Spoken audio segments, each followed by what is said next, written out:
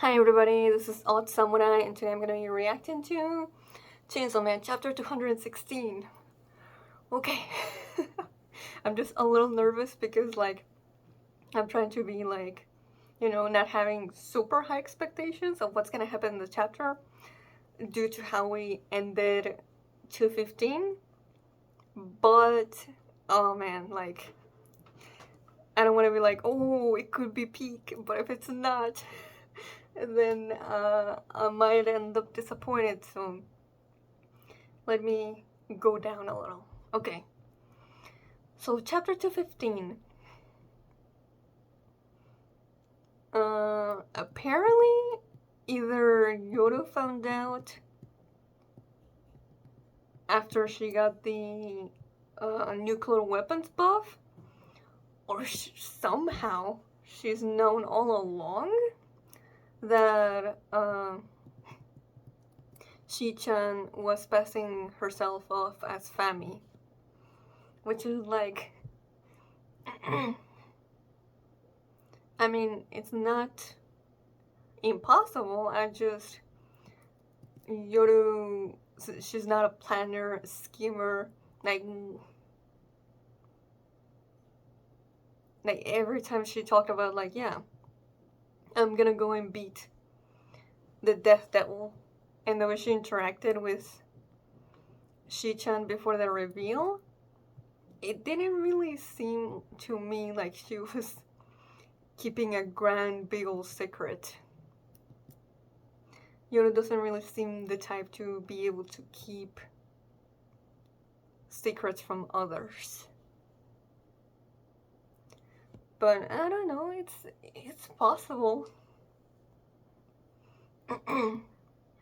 It just seems a little underwhelming that it's like, oh, okay, there's no reveal. The moment she shows up here, she already knows. Hopefully it'll be a bigger deal when Asa finds out. Like, usually Asa is awake whenever Yoru is in control too. But considering, the last 2-3 pages, I would guess that Asa is not really conscious at the moment. Okay. Actually, real quick, I'll check the beginning of 212 because I'm curious about something. Okay, so Amiri says to Denji, we've come up with 3 strategies because the War Devil will be here soon. Okay. So we have no idea what the 3 strategies are, but the fact that Fami looked surprised and confused at Shi-chan saying, agree to my condition and you can turn us into weapons, makes me think that was not one of the 3 strategies. So I think she's just bluffing? Question mark? Before, or rather while, hopefully, Miri is working in one of the actual strategies.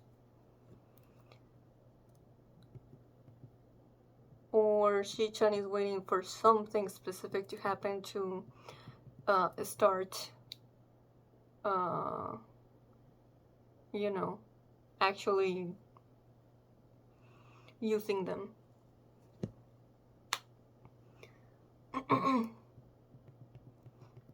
But yeah, so I checked, and yeah, I don't think, just because of the way that Shi-chan says, conditions. Granted, the word contract is not used, but I'd imagine a contract would have to be made to be sure that Yoru doesn't go against her word. But I don't think devils can make contract with another devil. And also, even if they could, if Shi-chan dies, then maybe the most likely the contract would be just, you know, made null.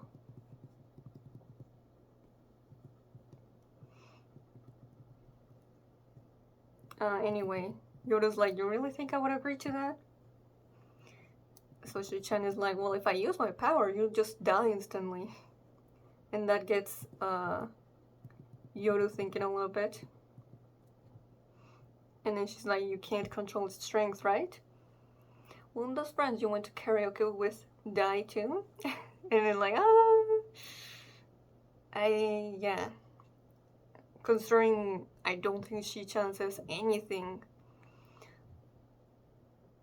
for the rest of the chapter, I would imagine she kinda does have her hands tied here. At least up until Pochita himself starts moving. But yeah, it's like, huh. Yoda's like, oh, you can't control its strength, right? Like, oh man. Yoda really just needs hostages to actually confront Shi-chan. Because she's trying to act like she's not scared, but she wouldn't need hostages otherwise. Yeah, she even says your power is unfair. So she took a guarantee, possible guarantee, because she's still, even if it's not perfect, she still fears Shi-chan's powers. But despite talking to them, well, Shi-chan, she's like, I'm here to see Chainsaw Man. So they do a standoff, and she wages war. And wants to see which one of the two is stronger. Because she's still obsessed with claiming complete victory over him. If you win, the world is yours. If I win, I'll claim it, both the it and you.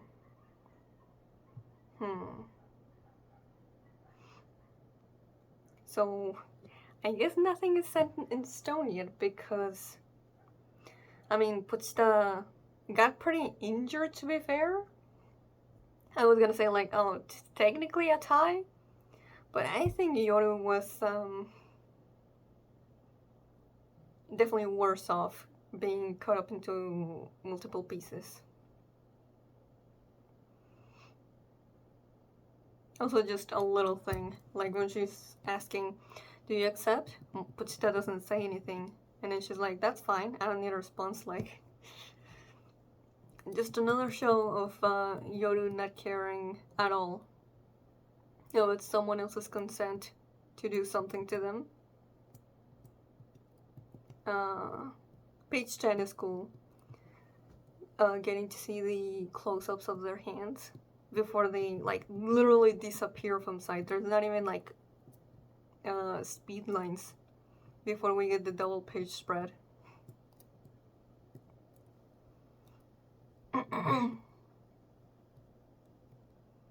And yeah, we'll see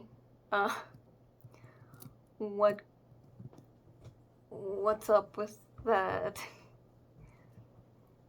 fight, but I'm definitely way more interested with what's happening with little Denji and Asa. No, I'm not going to try and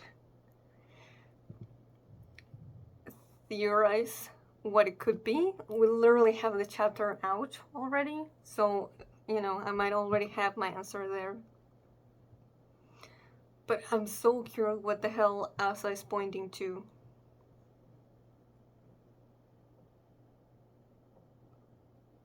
And, you know, how this is going to relate to the recurring dream she has about stepping over dead chickens that, you know, I'm pretty sure all stemmed from Bucky.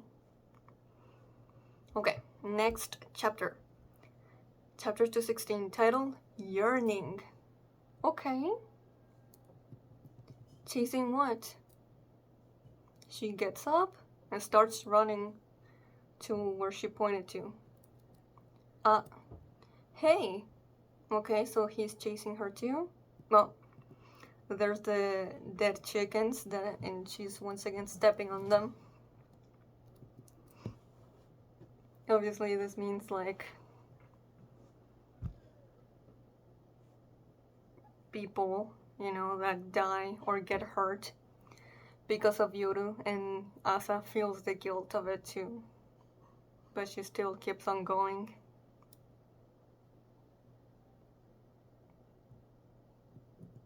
Oh, okay. We are switching back to the fight. This soon.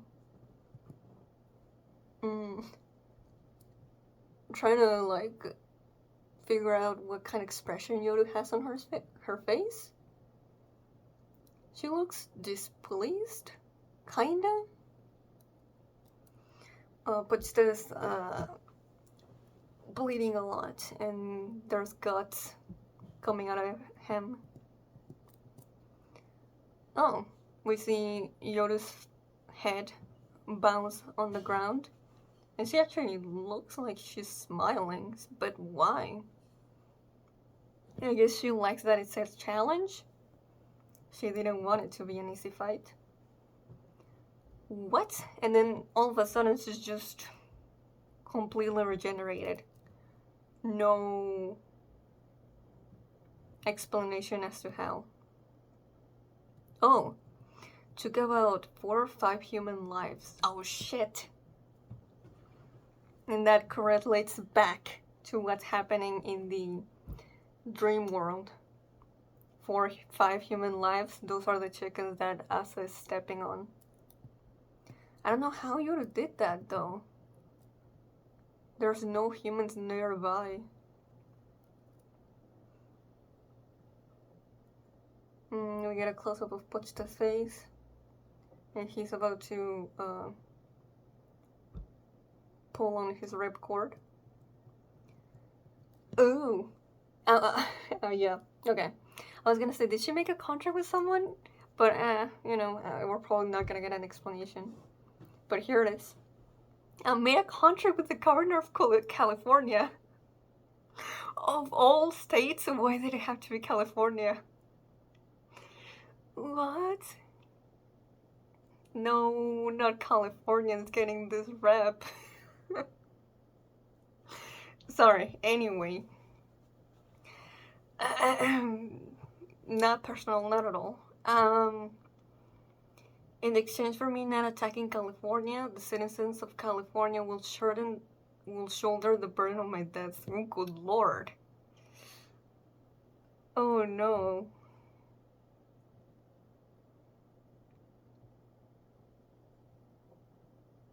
Oh no. I could die from Yoru fighting Pochita. Hello?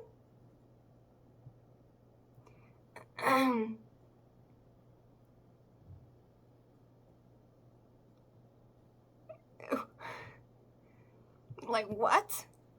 What is the benefit here? In exchange for me not attacking California, the citizens of California will shoulder the burden of my death.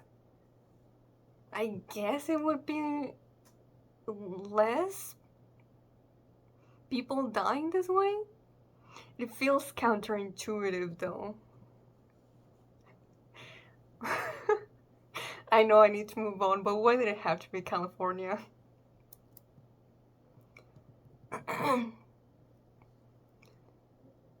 I'm guessing California has a population of 32 million. Let me Google real quick. California population in 1999. Oh, pretty close. It was actually, from the first result I got, 33.15 million. But hey, it's Chainsaw Man world. I'm sure there's been enough devil attacks to make that a million less. How many more times are you gonna kill me, Chainsaw Man? Oh my god.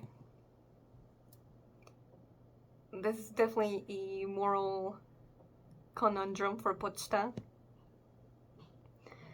Same devil that didn't wanna eat aging because it was going to kill a bunch of children. Oh shit. The first panel we see 4 people just walking around, standing, looking at their cell phones. And now 3 of them are gone and 1 of them is on the ground. Shit. We get a close-up of Pochita's face, probably thinking about it. To me, what is she summoning? Accident devil! Oh shit! That could be a really powerful devil. Because also, like, it could be very subjective, no? Well, not very, but subjective. In regards to, like, you know, what makes an accident. Like, you know. And how deadly does the accident have to be for the devil to be feared? We see a bunch of cars being part of it. So I'm thinking, you know, a crash.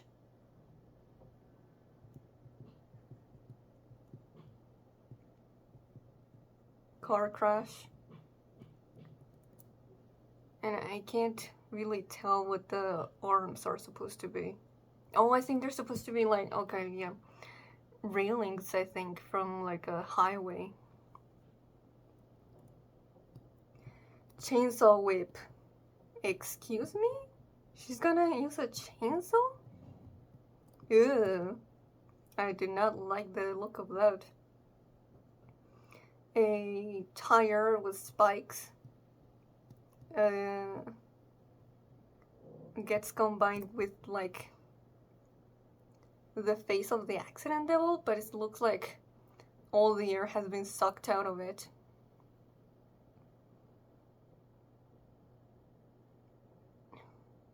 Okay.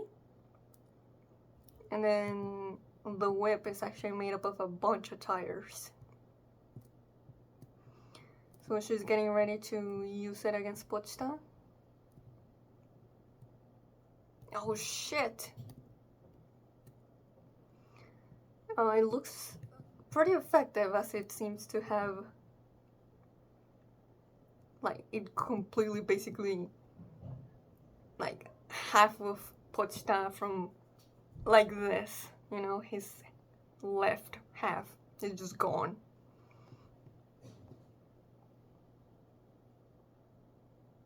He got thrown back, you know, the left half. And there's an explosion to where he got thrown. Seems like inside the school. Yoru goes after him with the whip and just does a very big slash, diagonal one, across the school.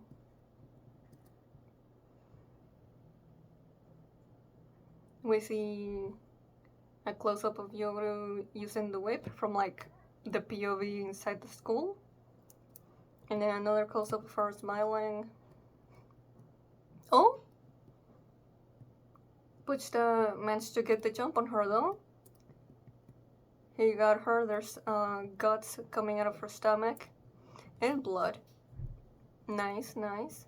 Oh, but that means, yeah, more Californians are dying because of it. Shit. How do you do this without enormous collateral damage? I mean, this is basically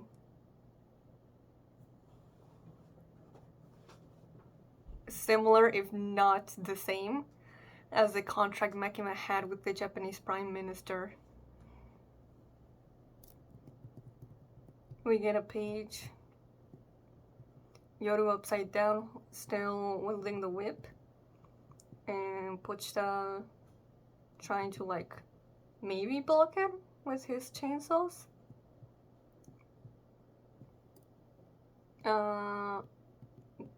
It seems like they both beheaded each other. So, still seems to be a stalemate. Oh, we're back to the dream world. Whoa. We actually see the silhouette of someone that Asa is chasing. What? Wait. Maybe it's her mom? Hey, wait. So little Denji is like trying to slow her down, but Asa is too preoccupied trying to catch up to that person. Mom! Yeah. I knew that silhouette looked familiar. Oh, Mom stopped running, and then we get a close-up of her back. She hasn't turned around. Oh. Now she does. We have, you know, now have her side profile of her full body, and then we get a close-up of her face. Huh. Her face looks so similar to Asa's. Asa looks very winded and sweaty. She doesn't really seem happy to see her. Let me check chapter 103 real quick, because that's when we got the flashback of her mom.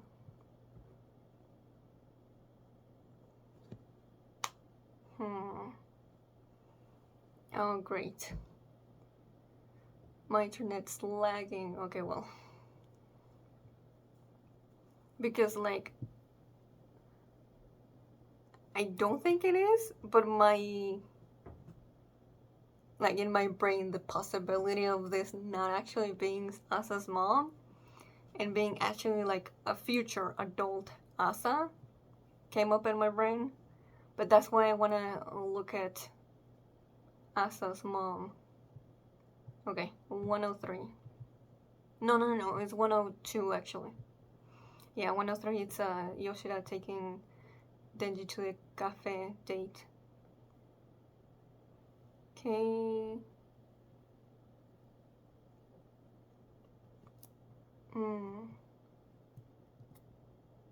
Okay. I'm trying to see, like, if we saw a good close-up of mom's eyes. Kinda?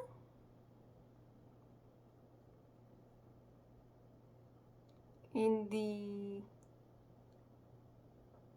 the page where Asa falls with the cat or trips and her mom looks back.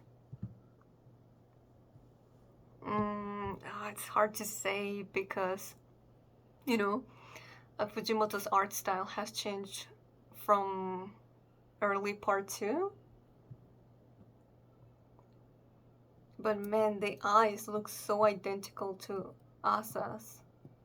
Well, I wouldn't say identical actually. Because obviously we have Asa in the last panel of the chapter. And they look, like the shape of them looks different. But that's probably because of the expression and emotion she has. Whereas the one who looks to be her mom has a pretty neutral expression. Actually, it seems maybe not even neutral, really.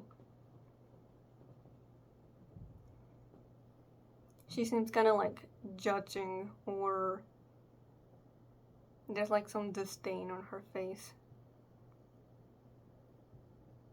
The clothes, though, do seem to be...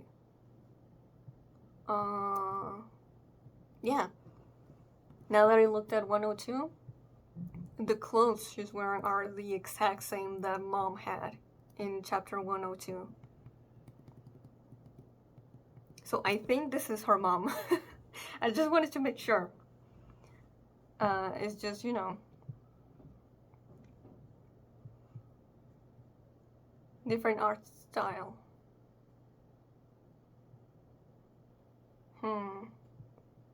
Okay. Well, I think the negative expression she has is because obviously this is not Asa's mom. This is just, you know, a projection of Asa's mom in her mind. I don't think this is based on a memory. I think this is Asa's guilt for letting, you know, because she thinks she caused her mom's death. So this might be something like, you know, I should be berated and blamed for what happened to her by her. So we could get into some really interesting stuff in regards to Asa's survivor guilt. I'm so happy though that it had to do with Asa instead of Denji, because Asa does need to deal with some of her trauma herself. She's not in any capacity to really be Denji's comfort or help him through, you know, his own emotional issues when she has so much of her own. So yeah, oh, I'm so excited. Yeah, of all the things that could have been, I think this feels right. Do I wish that we saw less of Pochita versus Yoru? Yes, but I think it's because, hopefully, chapter 217 will be the one that will be mostly focused on Asa in the dream world.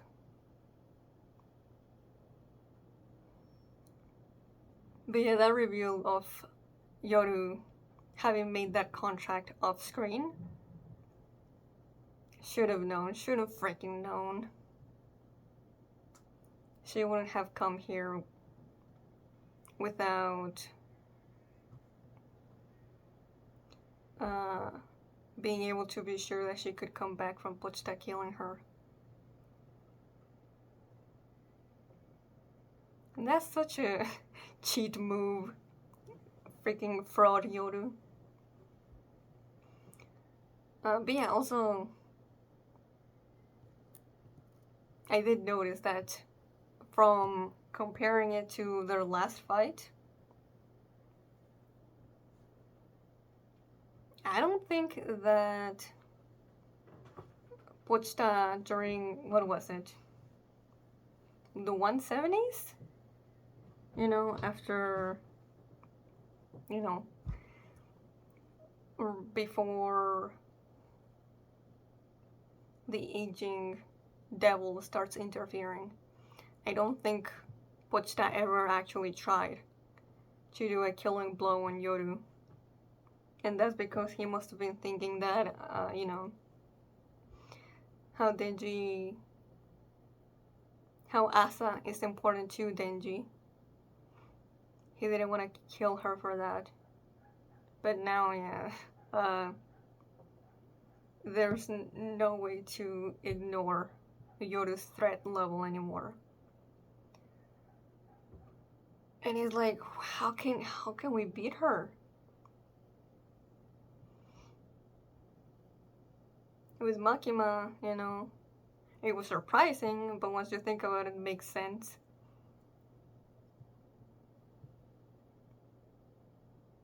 Would it have to be something again where, like, if,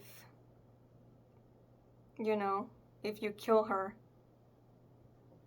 but it's not registered as an attack, it could work? But I'm sure that Fujimoto can be creative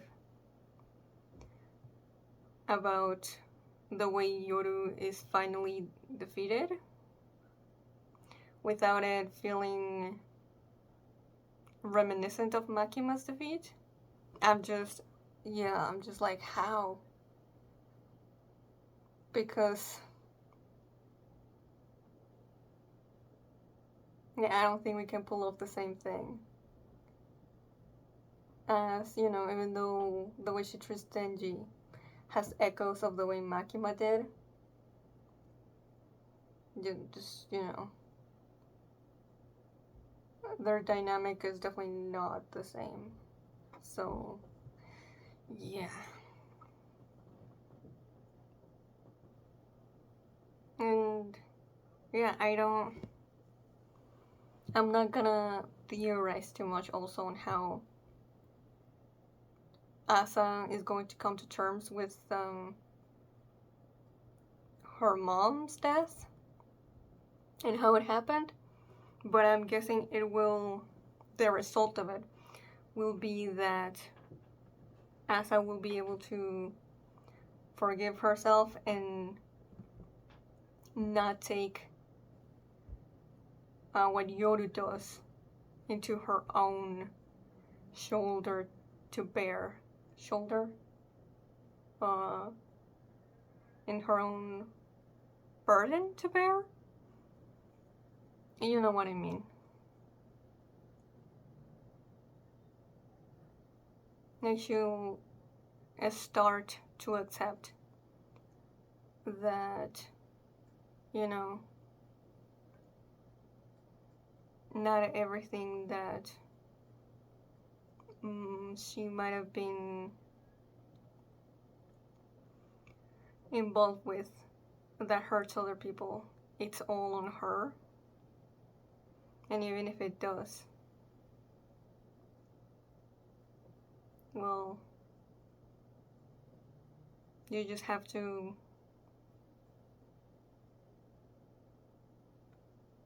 just like, I'm trying to word it in a way that doesn't feel harsh, but I don't know how else to say it. Like, hopefully she can accept it and be able to move on. And be like, even if my mom died because I chose to save Crambone instead of keep on running with her, then yeah, you know, it's something I chose to do. And it might even be like a full thing with going back to Yuko when she says, even if my actions turn out to be a mistake, if my heart was in the right place, that's all that matters to me. And even though Asa has tried to embrace that, losing her mom still haunts her, as it's obvious here. So yeah, I'm really hoping that the talk she has with this projection of her mom is gonna be as emotional as I hope it will be. And yeah, I'm like wondering what little Denji will contribute to this. If he'll say anything, or it'll be just him watching. But yeah, I think that's all I have to say for this chapter. So,